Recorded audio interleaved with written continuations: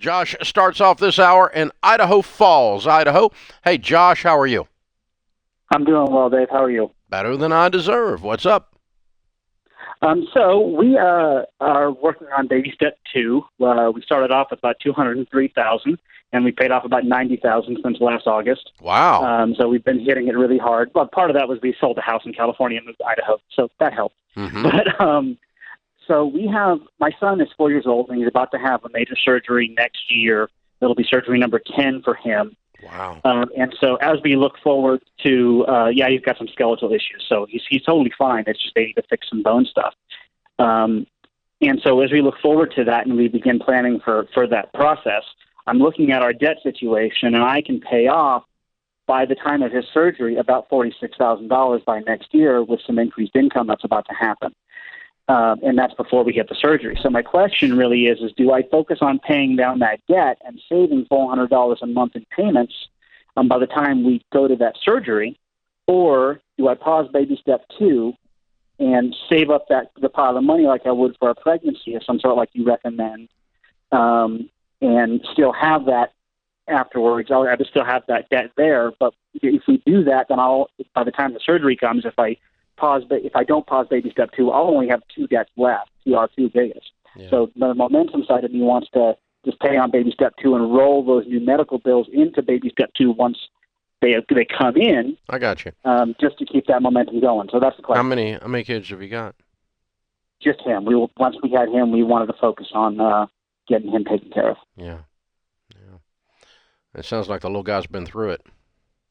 He has, but he's you never know. He's the happiest kid in the world. Yeah. Kids that face that stuff are tough. I mean, he is, yeah. But I'm not. Oh, my gosh. It makes me cry. Oh, poor little guy. All right. So the surgery that he's having, your health insurance covers it? So we're not sure. So part of that scenario is my wife is going to start her private practice. She's a clinical therapist, and so we're going to see a massive increase in income, but that's also going to come with a change of insurance.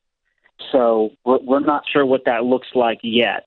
And as far as how much it'll cover, plus the specialist, we're in Idaho, and the specialist who he works with is in Florida, so it's going to throw some wrenches into that. So we're just not sure what that looks like yet.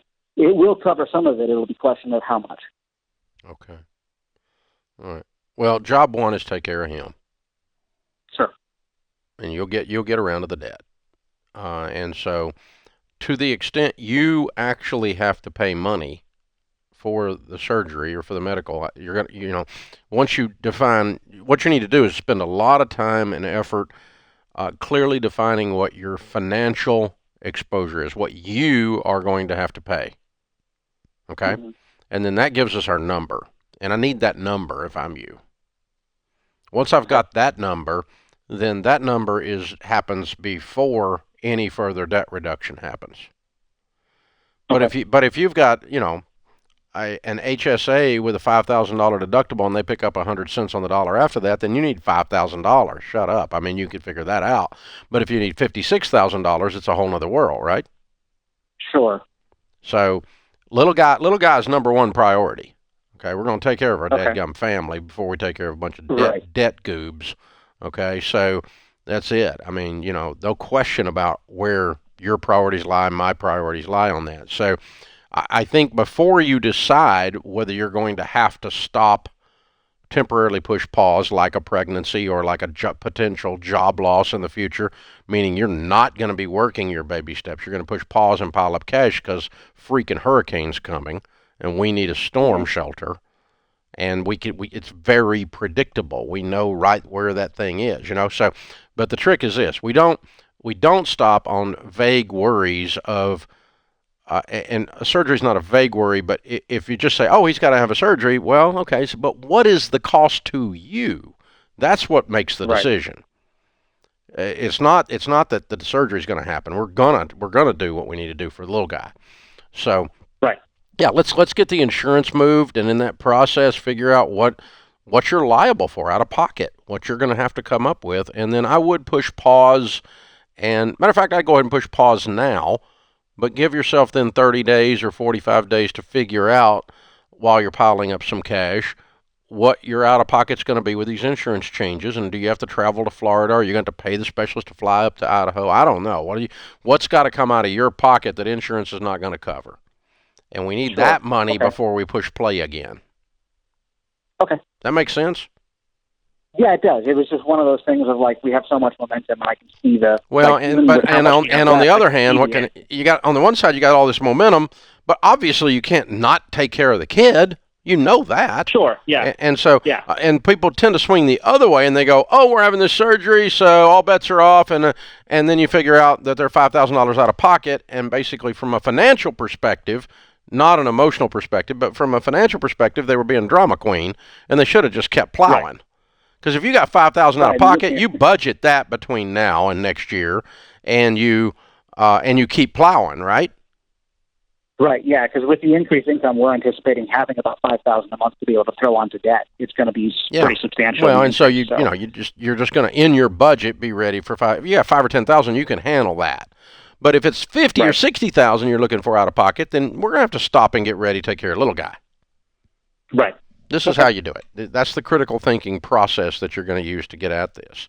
So that's very cool. Good. I'm glad you're there to take care of him. I'm glad he's got a dad and mom like he has. That's pretty cool. Little guys are, man, they're tough.